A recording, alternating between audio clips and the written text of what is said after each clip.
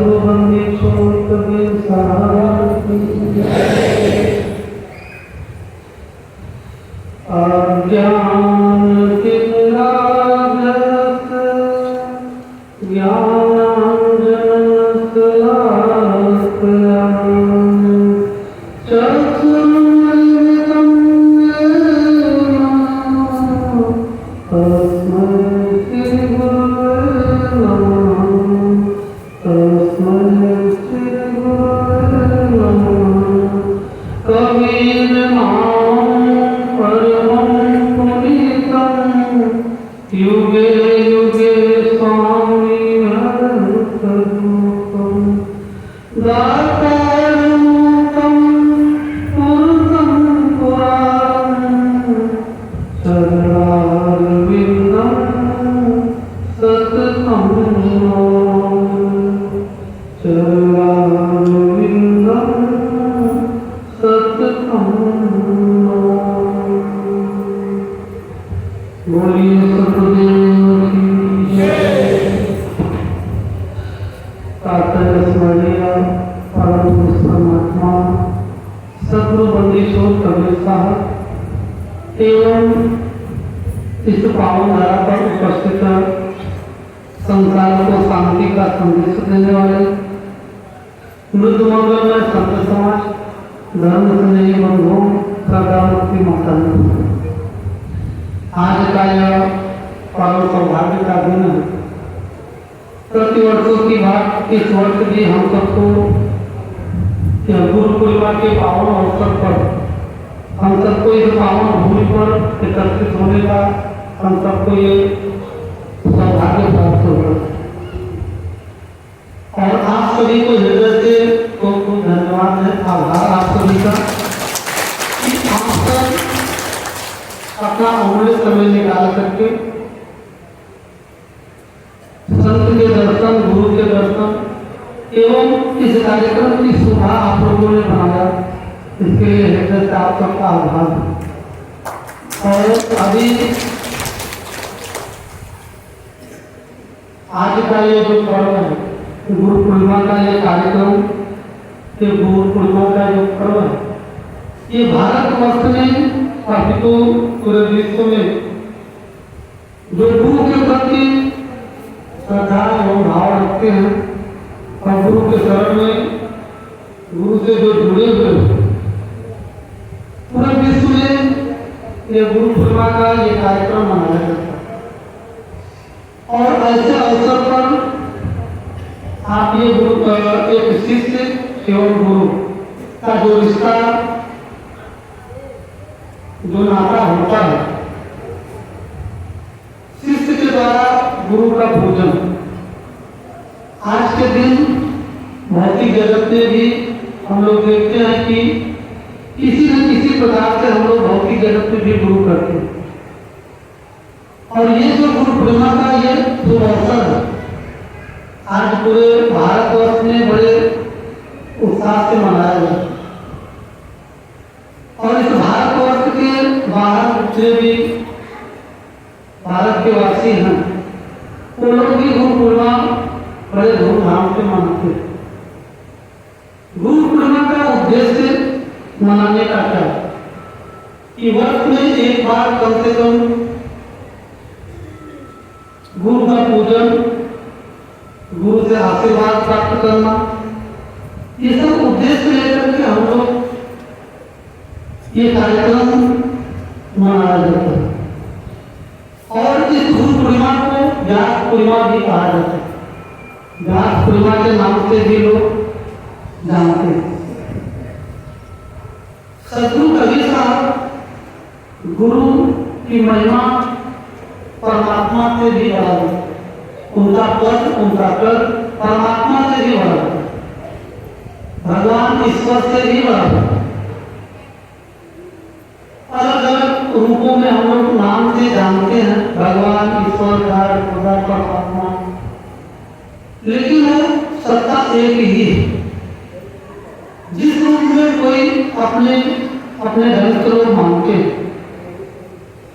लेकिन जो इस संसार को, इस आत्मा को हम सबको जो संचालित करता है, जो वही परम सत्ता है, जो परम आनंद की अवस्था है, जिसे हम लोग परमात्मा करते हैं, उस परमात्मा को हम गुरु के रूप में देखते हैं।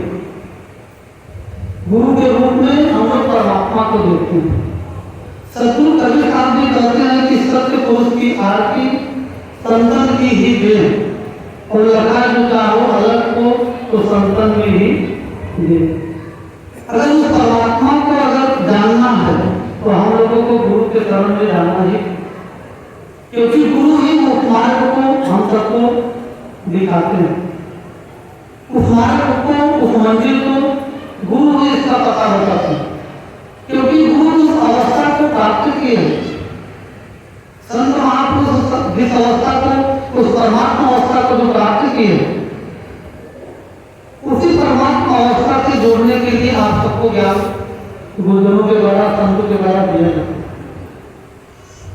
सतगुरु कबीर साहब कहते हैं कि गुरु गोविंद दो बड़े काके लागू, बड़ी विख्यात जो है कि साखी है, और हर मत मजहब में देखते हैं कि सतगुरु कबीर के इस साखी को बार बार जो है कि वर्णन इसका किया जाता है, वक्तव्य इसका दिया जाता है। लोग समझाते हैं कि गुरु की महिमा क्या है, और गुरु हमारे जीवन में जो अंधकार है, उस अंधकार से प्रकाश के तरफ ले जाने का उनका ज्ञान होता है। और हम लोग गुरु के शरण में इसीलिए जाते हैं कि हमारे जीवन में जो भी अंधकार है, जो भी विकृतियां हैं, वो समाप्त हो। लेकिन समाप्त कैसे हो? तो हम गुरु के शरण में जाते हैं। अभी हमारे डॉक्टर साहब भी इसी विषय से आप सबको समझा देते, लेकिन गुरु के पद को हम कैसे प्राप्त करें? गुरु के मार्ग पर कैसे हम तो शिष्य बन जाते हैं, शिष्य कहलाते हैं कि मैं इस गुरु के जो है कि शिष्य हूँ, लेकिन क्या हम लोग गुरु के मार्ग पर चलने का हम लोग पूरी प्रयत्न करते हैं, प्रयास करते हैं? और निश्चित है कि अगर गुरु के मार्ग पर जो चला, उसके जीवन में सुख, शांति और समृद्धि निश्चित है कि उसके जीवन में प्राप्त हो, उसके जीवन में उसे प्राप्त हो। सुख, शांति, वैभव जिसकी कल्पना मनुष्य करता है, हम हर जगह करते हैं। और आज बड़ी आस्था लेकर के आप लोग इस धरती के महीने में हर पूर्णिमा मनाई जाती है, लेकिन गुरु पूर्णिमा का जो अवसर होता है तो लगभग कार्यक्रम सभी आश्रमों पर मनाया जाता है। और इसलिए जो है कि आपके कितने गुरु भाई आए और कितने चले भी गए, तो इसलिए इस कार्यक्रम की हम लोग आज गुरु पूर्णिमा के अवसर पर, वैसे तो समय का अभाव है, लेकिन हम लोगों को गुरु पूर्णिमा के अवसर पर जरूर परमात्मा और सदगुरु का जो बताया हुआ ज्ञान है, उस ज्ञान का जरूर हम लोग ध्यान करना चाहिए, हम सबको करना चाहिए। और गुरु पूर्णिमा का ये जो पर्व है, आज जब हम लोग जन्म लेते हैं, जन्म से ही सबसे प्रथम हम सबके गुरु माता पिता होते हैं। माता पिता ही हम सबको संसार की वस्तुओं का अवगत कराते हैं, पहचान हम लोगों को बताते हैं, हम लोगों को ज्ञान देते हैं। तो सर्वप्रथम हम सबके गुरु माता और पिता। उसके बाद जो भी संसार में हम लोग सीखते हैं वो गुरु के माध्यम से ही सीखते हैं। प्राणी पदार्थों की जानकारी लेने के लिए भी गुरु करना पड़ता, लेकिन एक गुरु हम करते हैं अध्यात्म के लिए, कि जो हमारे आत्मा का कल्याण जैसे, ऐसे गुरु के हम शरण में जाए कि इस जो आवागमन का इस दुखालय में जो हम लोग फंसे हुए हैं, इस आवागमन का डोर कैसे टूटे, इस उद्देश्य को लेकर के हम लोग गुरु के शरण में जाते हैं कि हमारा आवागमन कैसे टूटे, हम इस दुखों से कैसे मुक्त हो। आज देखिए भगवान बुद्ध जो कि एक पुण्य महापुरुष है, एक महापुरुष है, जो कि राजा के घर में उन्होंने जन्म लिया, लेकिन बहुत कम देखा जाता है कि जो संपन्न लोग हैं उनके बच्चे कई अध्यात्म से जुड़े, बहुत कम लोगों में देखा जाता है कि वो संत समाज में आए। लेकिन भगवान बुद्ध एक महापुरुष थे जो कि एक राजा के घर में उन्होंने जन्म लिया, लेकिन बहुत प्रयत्न और बहुत प्रयास किया गया उनकी रेखा उनके लक्षण देख करके। और बहुत से महापुरुषों ने बताया, जोशी ने बताया कि ये इनका जो रेखा दिखाई दे रहा है वो संत का लक्षण, कि आज नहीं तो कल साधु बनेंगे। तो जो विद्वान ने ये बताया और उनके पिताजी ने उन्हें धक्के मार करके जो है कि सभा से निकलवा दिया अपने राजभवन से, और उनको धक्के मार करके निकलवा दिया कि तुम मेरे बच्चों को जो है कि ये युवराज बनेंगे, राजा बनेंगे और तुम साधु बन रहे हो। बोले महाराज ये सत्य है, आज कितना भी तुम करो, लेकिन ये तुम्हारा बच्चा सन्यासी ही हो। तो बहुत उनके पिताजी को बहुत ग्लानि हुआ, बहुत दुख हुआ, लेकिन वो राजा से सम्राट, तो उन्होंने बहुत प्रयत्न किया, बहुत प्रयास किया कि नहीं, इनको किसी भी प्रकार से इनकी भविष्यवाणी में सत्य नहीं होने दूंगा। और आप लोग कहानियां सुने होंगे कि उनको केवल राष्ट्र में ही कैद करके रख दिया गया।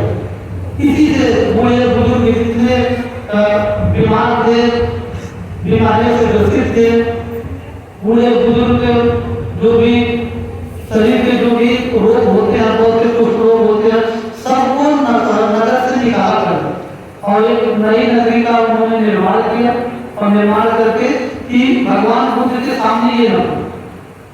तो एक विद्वान ने बताया कि ऐसी ऐसी स्थिति में महाराज जी अगर भगवान बुद्ध का नाम था सिद्धार्थ, कि इनके सामने जो है कि बुजुर्ग न पड़े, लाभ कोई मृत्यु न देखे किसी मनुष्य का, और कष्ट पीड़ा इनके सामने न दिखाई, तो ये संन्यास की तरफ कभी मुड़ेंगे ही नहीं। लेकिन उनके पूर्वजन्मों के संस्कार थे और समाज को एक नई दिशा देने के लिए वो अवतरित हुए ही, और इसलिए बहुत रोकने का लोगों ने प्रयास किया, लेकिन नहीं रोका। लेकिन उसी प्रकार से हम सबका भी संस्कार, अगर पूर्वजन्मों का हमारा पुण्य कर्म अगर है, हमारा पुण्य कर्म उधर हो रहा है, तो सत्संग हम लोगों को बहुत अच्छा लगता है कि नहीं, हमें भी भक्ति करना चाहिए, साधना करना चाहिए। लेकिन जिसके पूर्वजन्मों की पाप कर्म, जो बुरे कर्म है, अगर वो उधर हमारे जीवन में होते हैं, तो निश्चित है कि आपको भक्ति अच्छा नहीं लगेगा, आपको सत्संग अच्छा नहीं लगेगा, आप कहीं भी सत्संग जाने के लिए आपका हृदय जो है कि गवाही नहीं देगा कि मैं नहीं जाऊंगा। लेकिन निश्चित है कि अगर आपके जो पुण्य कर्म, अगर पुण्य आत्माएं हों, आप सभी पुण्य आत्माएं, इसलिए आप लोग सत्संग में आए और सत्संग में आप लोग बैठ करके संत आपको स्वागत। इस संसार में बहुत से व्यक्ति हैं, चलो खाना ना सही, भोजन के लिए मैं नहीं जाऊंगा, लेकिन कम से कम संत महापुरुषों के विचार तो सुन।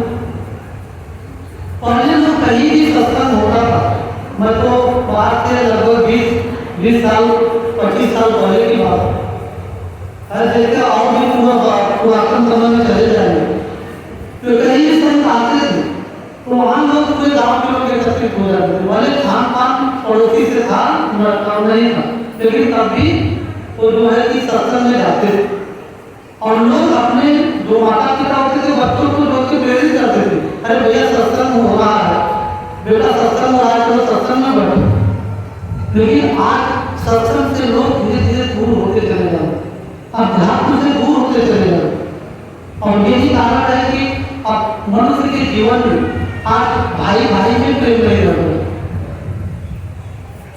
पति पत्नी में प्रेम नहीं रह गया, बाप बेटे में प्रेम नहीं रह गया।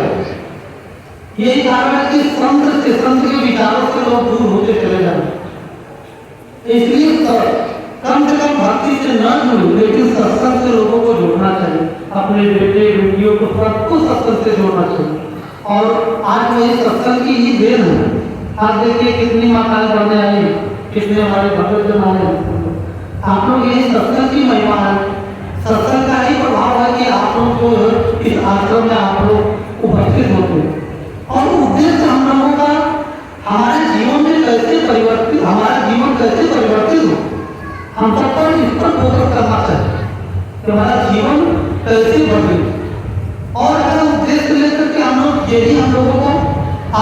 पर या कहीं भी सत्संग में जाते हैं तो उद्देश्य यही होना चाहिए कि हम जा रहे हैं तो वहां से कुछ जो है कि सत्संग अपने जीवन में हम लोग धारण करें।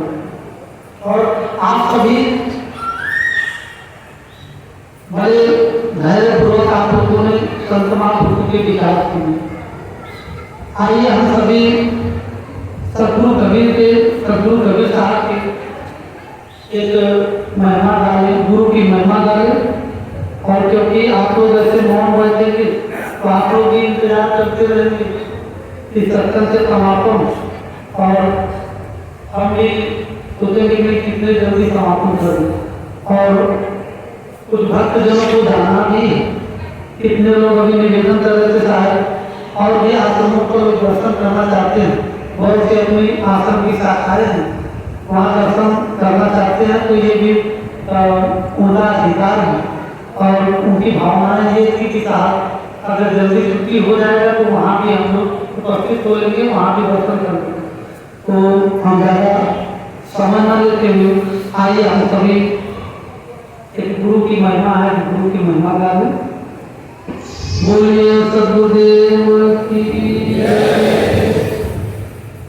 सत्संग की गंगा बहती है, गुरुदेव आपके चरणों में। सत्संग की गंगा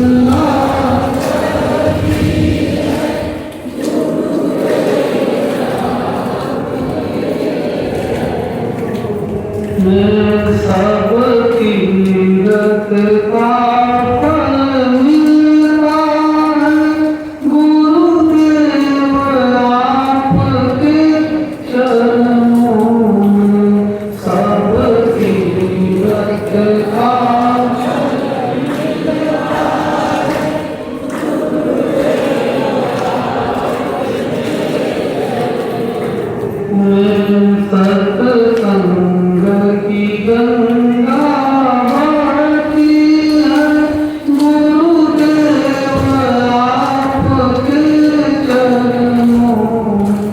सब तीरथ का सत्संग की गंगा बहती है, गुरुदेव आपके चरणों में। सत्संग की गंगा बहती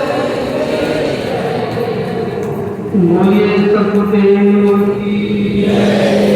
सत्संग की गंगा बहती है, गुरुदेव आपके सब तीरथ का फल मिलता है, गुरुदेव आपके। सतगुरु कबीर साहब कहते हैं कि एक साधे सब सधे और सब साधे सब जाए, और जो तो सीखे मूल को तो शाखा पत्र लगा। सतगुरु कबीर साहब हम सबको समझाते हैं कि पूजा गुरु की कीजिए और सब पूजा के मान, और जो उसी के मूल को तो शाखा पत्र। इन दोनों साथी का भाव एक ही। सतगुरु कबीर हम सबको समझाते क्या समझाना चाहते कि पूजा गुरु की कीजिए, सब पूजा चाहिए।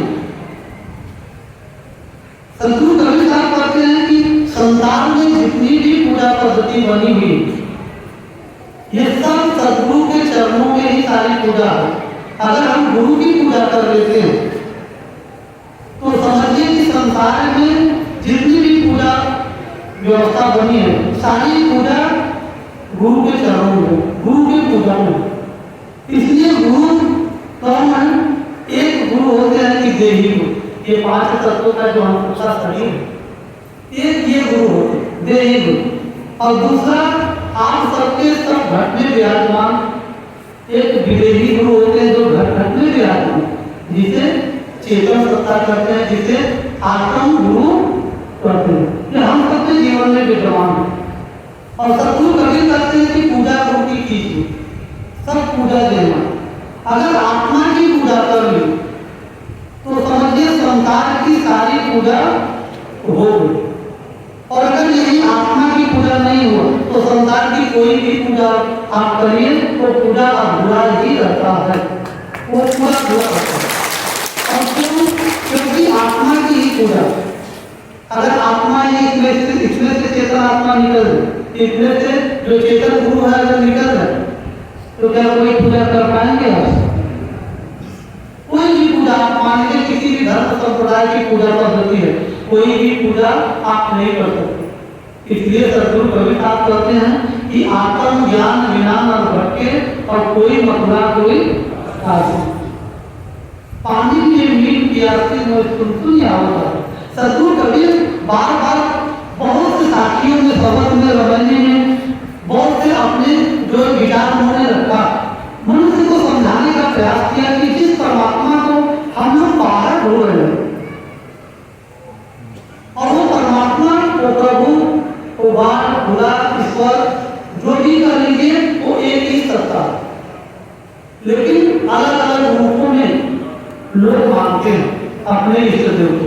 इसलिए हम सबको सदगुरु कबीर साहब ने समझाया कि जो आपके घर में जो महान चेतन परमात्मा है, उस परमात्मा की पूजा हम सबको करनी चाहिए, और वही सच्ची परमात्मा की पूजा है। हमारी आस्था का विषय हो सकता है, कोई पूजा, जो भी पूजा पद्धति है कोई खराब नहीं है, लेकिन उससे हमें मोटिवेट हम लोग होते हैं। लेकिन सच्ची पूजा वही है कि परमात्मा की जो पूजा है, जो आपके इस 5 तत्वों के मंदिर में बढ़ते हैं परमात्मा, उसकी पूजा करने की हम सबको आवश्यकता है, जरूरत है। और गुरु पूर्णिमा पर हम लोग गुरु को याद करते हैं। हम लोग किसको याद करते हैं? इधर उधर नजर न घुमाइए और ध्यान जो है कि इधर बना करके सदगुरु वर्ग की थोड़े समय में हम अपने वाली को समापन करेंगे। उसके बाद और कुछ हाँ जी जी। अभी देखिए, हम आप सबको कुछ जो है कि समय के अभाव के ना, इसलिए मैं अपने बारे को ज़्यादा विस्तार न दूंगा। अभी कुछ हमारे भगतजन और कुछ माताएं बहनें भी बहुत से लोग लेकर के मेरे पास आते हैं कि साहब जी मुझे ये दुख है, साहब जी मेरे घर में ये दुख है। और बहुत से साधकजन हैं यही प्रश्न पूछते हैं, साहब भजन कैसे करूं? मेरा मन एकाग्र नहीं है, मैं भजन कैसे करूं कि मेरा मन एकाग्र